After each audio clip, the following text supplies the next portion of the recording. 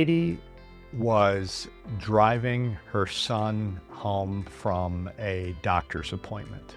It was a cold, snowy day in Iowa on a rural highway, and she was slowing down to take a left-hand turn with her turn signal on when a semi came over the hill behind her, driving way too fast, and ended up slamming into the side of her car, pushing it into the ditch. Spent the night in the hospital, some fractured ribs, injuries to my neck, shoulder. I'm unsure how to handle all this. I'm somebody who's used to being able to do things. So we were just facing a world that we weren't expecting. So there was some confusion. Katie was somebody who always thought that she was going to get better, and the surgery was going to help her get back to where she was before.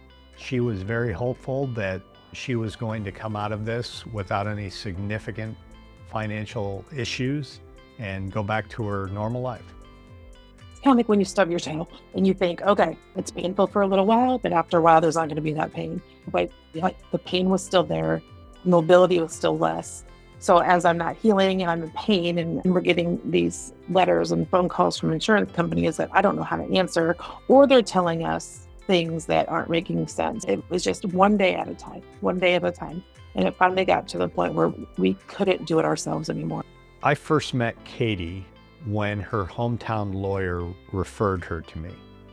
What was so awful about what this crash left Katie with is a lot of it was chronic pain that you really couldn't appreciate from the outside.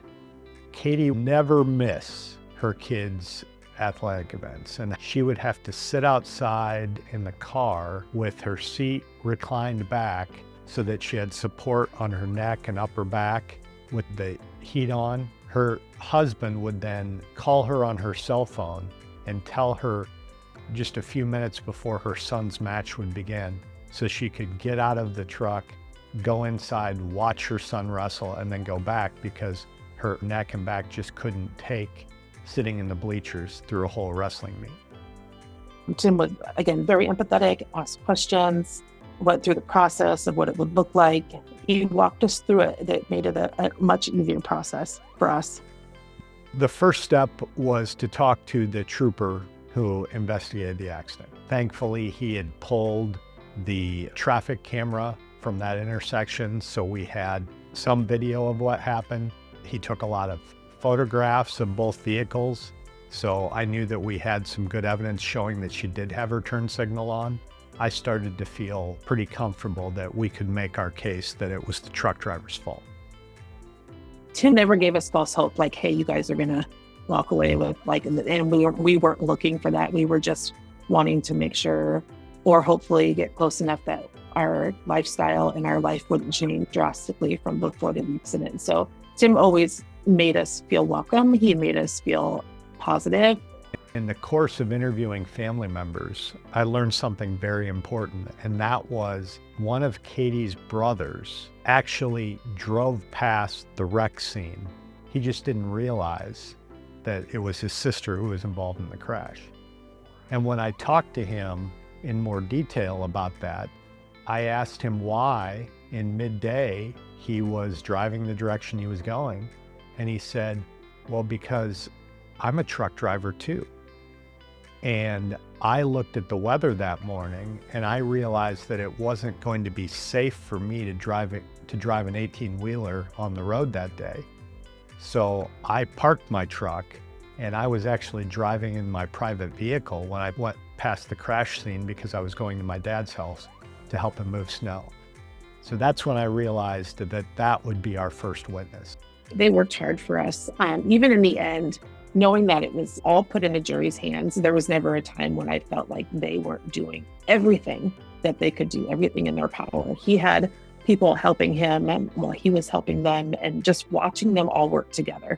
And, even watching them communicate without words, like his team is incredible about talking to each other and knowing what we needed. Overall, the experience was more than we expected it to be. The way that you get a verdict in Iowa civil cases is it's a sealed verdict. The jury gives the verdict to the judge, and then the judge will call the lawyers and tell them what the verdict is. When we realized we won, then the next step is I then call the client and tell them. And I could just hear the relief in Katie's voice when I told her that we had won. I said, you made the right decision. You turned down that low settlement offer, and the jury believed you, and you made the smart choice. It has been a little over a year since court has been over. Just having it over, felt relief. And Mr. Zamora stayed calm, which helped me stay calm. It helped our whole family stay calm.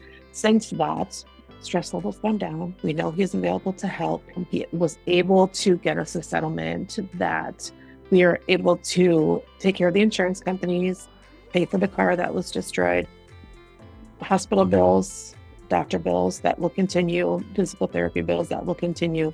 So that money is put away. That gave us a little help in the future as well, knowing that these doctor's appointments are going to continue. Physical therapy is going to continue. The pain doesn't go away. So we were able to walk away knowing that I would be able to take care of myself physically if I needed to.